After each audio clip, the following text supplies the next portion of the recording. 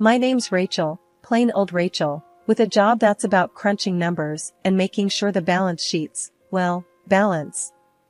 I've got my head in the budgets most days, but you better believe that doesn't keep me from hoping for a bit more than just debits and credits. For years back, I latched onto Michael's star. He's all ambition and no brakes, running his family's business like it's a race car he's pushing to the limit. This company, it's his mom Elizabeth's baby. She built it brick by brick, and it's like her third kid, after Michael and the dog. Since I come in the picture, I've been Michael's right hand. From the moment the pennies didn't add up till the minute they turned into dollars, I've had his back. He's a good guy, with a good head on his shoulders, always listening to what I've got to say about the company accounts. Liz, that's what I call Elizabeth when I'm not in her face. She's a tough one. She could peel paint with her stare if she wanted. Don't think she ever loved me, but she found a little patch of respect for me. She says as long as Michael's happy and the money's right, then she's alright. Now to the today bits. I pulled my chair closer to my desk and was digging into the books when Michael stormed in, all fire and fury like he'd just caught someone nicking his car. Crashing into my little world of numbers, he threw his jacket on the chair and declared war without so much as a hello. Rachel, we got a problem, a big one. His voice was like a thunderclap. What's up? I asked, without a flinch. Michael had a flair for the dramat. Those pesky auditors are on my back, he growled, thumbing through the sheaf of papers like they'd personally offended him. Tell them to take a number, I quipped. I wasn't about to let them or Michael ruin a perfectly good Thursday. He cracked a smile, though. Sure, and who'll face the music then, you? They're sniffing around Elizabeth's last deal like it's got a bad stench. I sighed. Then we'll give them roses to smell instead. Where's the fire? Point me at it. He relaxed a bit and flopped down across from me. I knew the score. Michael gets the heat, I find the way out. It was a dance we had gotten used to. I need you to look over everything, okay? Can you do that for me, Rachel? His eyes were asking politely, but his tone meant business. You got it, boss, I said, cracking my knuckles. I'll dive in and you'll have those auditors eating out of your hand. The door swung shut behind him, and I was alone again with the ghosts of numbers yet to be tamed. It didn't scare me. The numbers never did. It was only when they didn't add up that my stomach knotted, because those rare times spelled trouble. That was the gauntlet thrown, so I picked it up. The real figures from the deal sat snug on my hard drive, waiting for me. I just had to prove that Liz's deal was squeaky clean. For Michael, for the company, and, hell, for my own peace of mind. So I settled in, glasses perched on my nose, ready to wage war with spreadsheets and bank statements. It was going to be a long night, and the coffee pot was my only ally. Michael hired a new secretary, a bombshell really, and brains weren't her strong suit. Her desk routine was a mess. Her idea of filing was piling papers high enough to block out boredom or any real work. I couldn't deny she had a presence, though, like a walking, talking beauty advert. At Elizabeth's for dinner, it was a small gathering, just Michael, Elizabeth, and me. The clinking of cutlery mixed with the dull hum of the oven in the background as we sat down to eat. You could find someone more capable, I said, pushing a pea around with my fork. Michael gave me a look, his smile flat as weak old soda. Jealous, Rachel? Of Samantha's looks? His tone had a bite, a challenge. My face got hot fast, but not from shame. I was made of sterner stuff. It's about professionalism, Michael, not her assets. That's when Elizabeth cut in, her voice carrying weight as it always did. She's right, Michael. And respect your wife. That's non-negotiable. Elizabeth was old school, a steel magnolia, elegance with a core of iron. Michael shifted in his seat, uncomfortable but knowing better than to cross Elizabeth. I didn't mean any offense, Rachel. Samantha just draws in the clients with her charm. Charm? I scoffed. Is that what we're calling it these days? I took a bite of my food, tasting more of my annoyance than the herbs on the chicken. Then there was a knock at the door, a roll of thunder entering the dining room. It was Samantha, the secretary herself, decked out like she was gunning for a spot on a magazine cover instead of a family dinner. "Sorry, I know I'm unexpected," Samantha started, all eyelashes and lipstick. "But Michael, you left your phone at the office." She handed it to him, her fingers brushing his like she was delivering a secret promise. Michael took his phone with a muttered thanks, his eyes darting between me and Elizabeth. Samantha, apparently satisfied with the disruption she caused, swayed out of the room like the queen of disarray she was, leaving a trail of expensive perfume and confusion in her wake. After the door closed behind her, Elizabeth's voice sliced through the silence. "That girl might as well be trouble wrapped in designer threads." I could only nod, my jaw tight enough to press diamonds from coal. The rest of the dinner passed in a strange calm before the storm. Michael tried to steer the conversation to safer waters, but it was like putting a band-aid on a crack in a dam. Months pass, and I can feel the heat in the office rising, like the temperature is set a few notches too high. But it's not the thermostat, it's everything else. The way Samantha struts in every morning, you'd think she owned the place. Today, it's some tight dress that screams cocktail hour, not 9 to 5. I can't help myself. Attire for the office, not the opera, Samantha, I grumble as she breezes by my desk. She halts, pivots on a heel, and smirks. "Well, not everyone has to hide their figure, Rachel."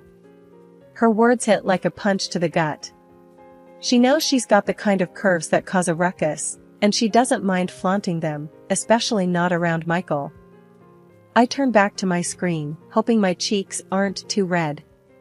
I feel the eyes on me, the whispers that burrow under my skin like ticks. They're eating this drama up, bit by juicy bit. I catch a glimpse of Samantha leaning over Michael's desk, laughing a bit too loud at something undoubtedly not funny. Michael's eating it up, the idiot. There's a smirk on his face that makes my fingers itch to wipe it right off. I hear them making plans to leave together, their voices a mix of excitement and hushed tones. The whispers around me crescendo.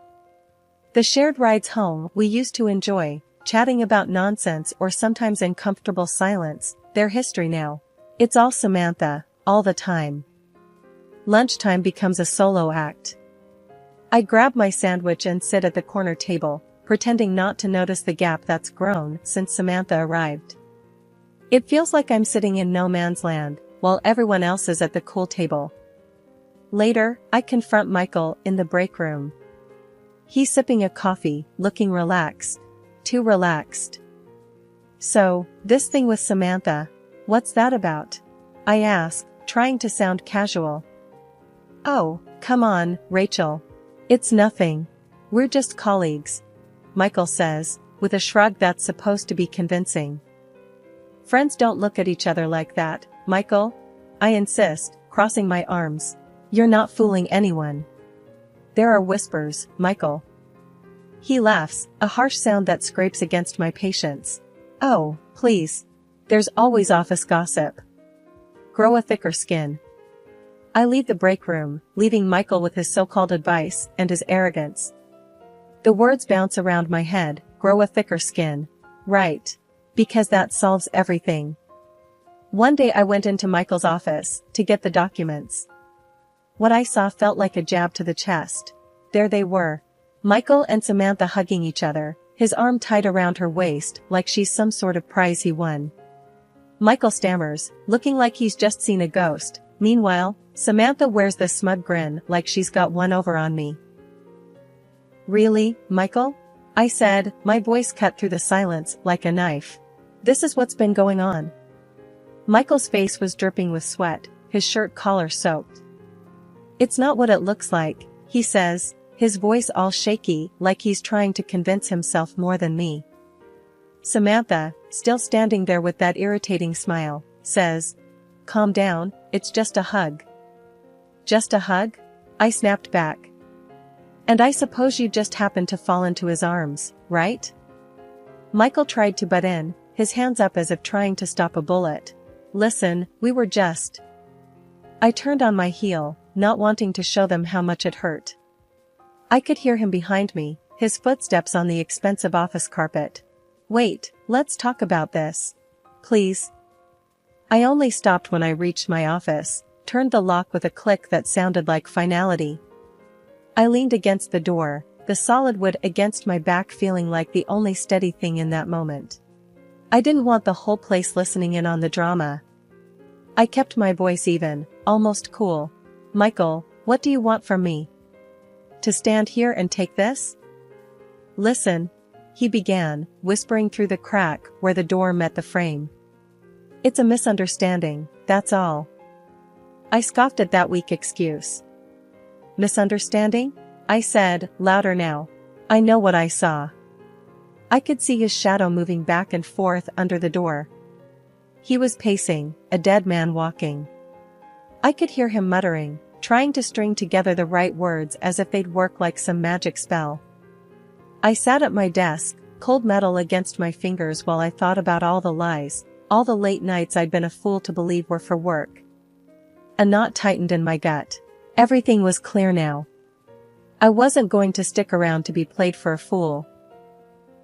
After a while, the pacing stopped, and the shadow under my door disappeared. I wasn't going to be interrupted anymore. I didn't need an explanation, none would be good enough, and I sure didn't need the rumor mill of the office spinning tales about my personal life. The rest of the day was just a blur. Papers, phone calls, the clack of keyboards, it all mixed together in a meaningless cacophony. The real noise was in my head, the voice telling me I'd been blind. I remember the evening air was still when Michael stumbled through the door. His steps were uneven, loud in the timid quiet of the living room. Rachel, he started, his voice had a jittery pitch, like the buzzing of a faulty light. Samantha's pregnant, he blurted out. I felt my heart splinter, but my face didn't flinch. So, that's it then? I asked, my voice barren of the warmth it used to carry for him. Yeah, I guess it is, Michael replied, rubbing the back of his neck like he always did when cornered. His eyes didn't meet mine. Look, Rachel, I'm done. You're just not exciting anymore. I want a divorce. My throat was dry, felt like it was stuffed with cotton. Fine, I said, the word cutting the air like a knife. Silence stretched between us, aching and dense. He shuffled his feet, clearly wanting to escape.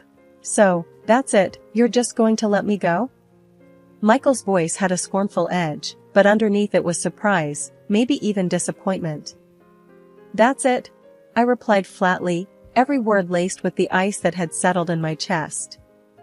All right, then. He turned and walked out, taking no more than a suitcase and leaving a whirlwind of broken vows behind. I stood motionless, the ghost of our love story wilting in the gathering dusk. Then I reached for the phone, my hand steady as I dialed Elizabeth's number. It's Rachel. I need help.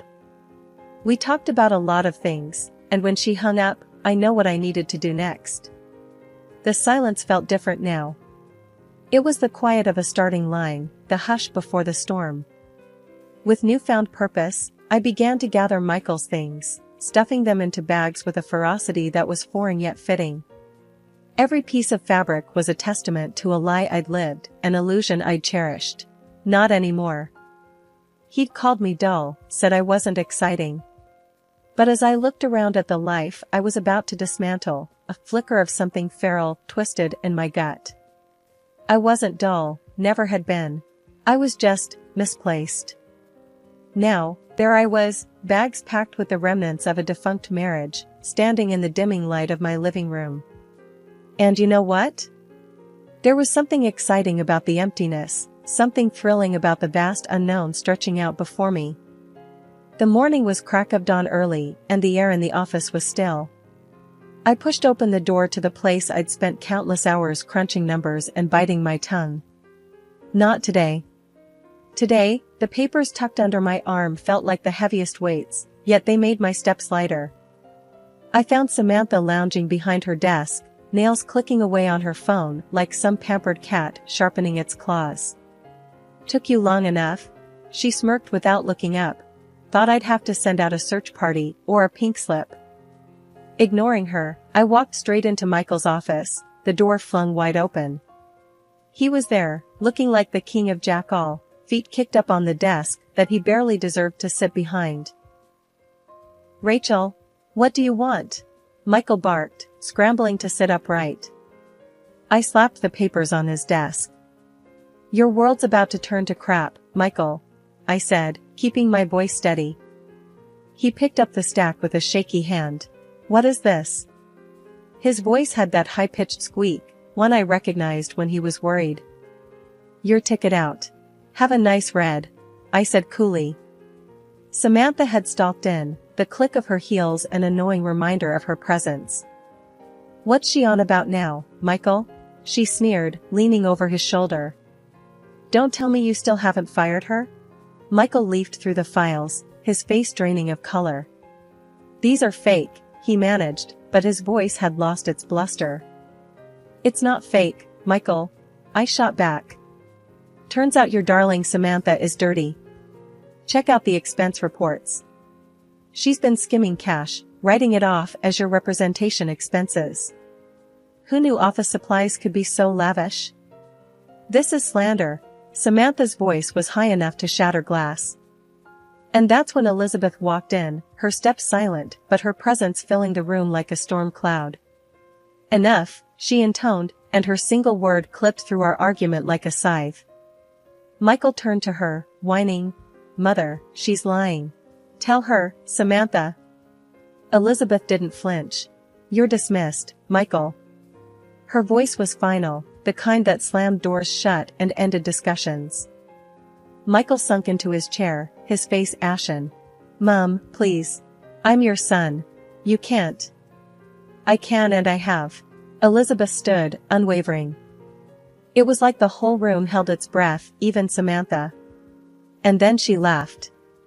It was a sound that could curdle milk. "Guess the show's over, Michael," she taunted, tossing the papers on his desk like they were trash. "Time to let you in on a secret, lover boy.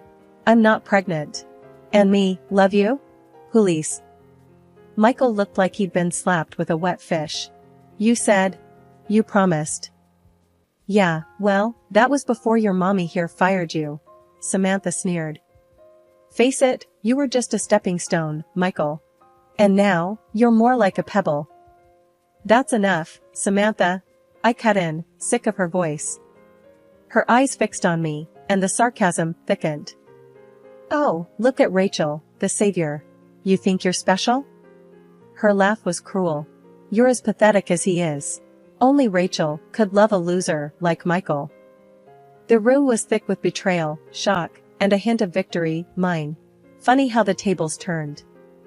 Only today, the last laugh was on me. Samantha tried to leave, only to was stopped by Elizabeth. "Return the money," she demanded in a tone that froze my blood in my veins. "Listen, Elizabeth, I swear I'll pay it back." Samantha stuttered, her back against the wall. Her hands trembled. "I can get a loan or something." "Loan or something, huh?" Elizabeth snorted, her eyes icy slits. "Damn right you will. Or else you'll find out just how bad things can get." Okay, I get it. I messed up big time," Samantha stammered, looking everywhere but into Elizabeth's cold stare. Michael shifted in his armchair, the creak of the leather breaking the harsh silence. He ran his hand through his hair and let out a ragged sigh. "Mom, Sam, I don't want you to."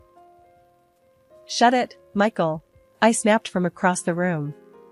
It was hard to watch him, a grown man, so close to weeping over his own mess. "You've done enough talking." Elizabeth turned on her heel, pointing a stern finger at Michael. "You're as much to blame. Giving her access to the funds like it's play money." "I trusted her." Michael's voice cracked. "Trust?" Elizabeth laughed, short and scornful. "Trust is earned, not handed out like candy, you fool." "I didn't want to steal, but I just got in too deep," Samantha choked out, her eyes darting nervously.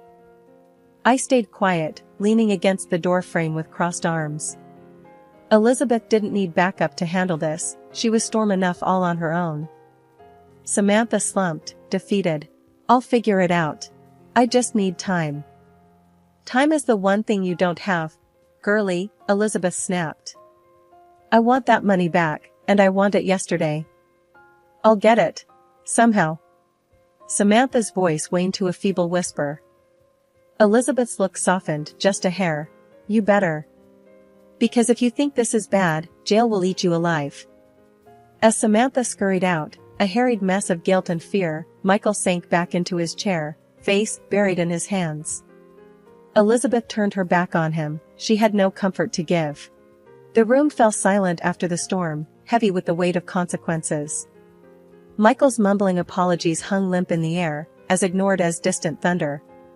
We all knew the size of the hole we were in. It was time to start digging ourselves out. The paperwork was a nightmare, a jungle of legalese and signatures that felt like they'd never end. Somewhere between signing away my marriage and dissolving my professional ties, Elizabeth dropped the bombshell.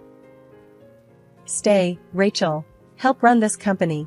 She said it so matter-of-factly you'd think she was asking me to pass the salt. I looked at her, incredulous. Are you serious? I replied, my tone edged with raw surprise. You know what went down here. You saw the wreckage. She leaned back in her chair, eyes unreadable as always. I know, she admitted, but we could turn it around. You got guts and know-how. I can handle the board. Think about it. I wanted to laugh. Wanted to, because the idea was ludicrous, yet there I was, actually mulling it over. Turning the place around wasn't a one-woman job, and hell, I knew the ins and outs of this godforsaken place better than anyone. I locked eyes with Elizabeth, long enough to let the gravity of the situation sink in. You can't be serious, I finally said, but my voice lacked conviction. The truth was, something in me thrived on challenges, on proving people wrong. As a heart attack, she fired back, no hint of jest lurking in her gaze. Join me. What else you gonna do? Go back to Michael, who's groveling at your feet? I scoffed, shaking my head. No way in hell I'm going back to that. Visions of Michael's face, all puppy dog eyes and wilted pride, came to mind. He can wait till hell freezes over for all I care. Elizabeth smirked, that's my girl. It wasn't a term of endearment by any means. In this jungle, it was the call of one lioness to another, acknowledging the coming hunt. So I stayed. Together, we rolled up our sleeves and clawed through the mess. Day in and day out, we navigated through the crap storm, her iron will and my relentless drive combining into a force to be reckoned with. And Michael? He became a ghost, drifting on the edges of my new life. Sometimes I'd catch a glimpse of him, lurking, a shadow of man who'd lost his gambit. Part of me might have felt a sliver of sympathy, but I had a company to resurrect. Elizabeth and I had one last showdown with the board. The old boys didn't know what hit them. We walked into that room, reports in hand, sharp as knives.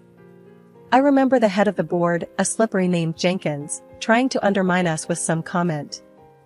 You ladies sure you want to keep playing in the big leagues? He chuckled, a chorus of wheezing laughs echoing him. Elizabeth shot him a look that could curdle milk. Playing? Jenkins, we rewrote the damn rulebook. Now, sit down, shut up, and watch how it's done. We laid out our strategy, outlined our successes to date, and projected the future with such precision even Jenkins couldn't find a foothold for his snide remarks. Walking out of there, I couldn't help but feel a wildfire of triumph roaring through my veins. We'd conquered, and the climb was brutal, but damn, the view from the top was something else. As for redemption? That's a long road, best walked alone. Michael would have to find his own way because as the sun set on the old company and rose on the new, I'd found mine, right alongside an ally no one, including myself, would have ever expected.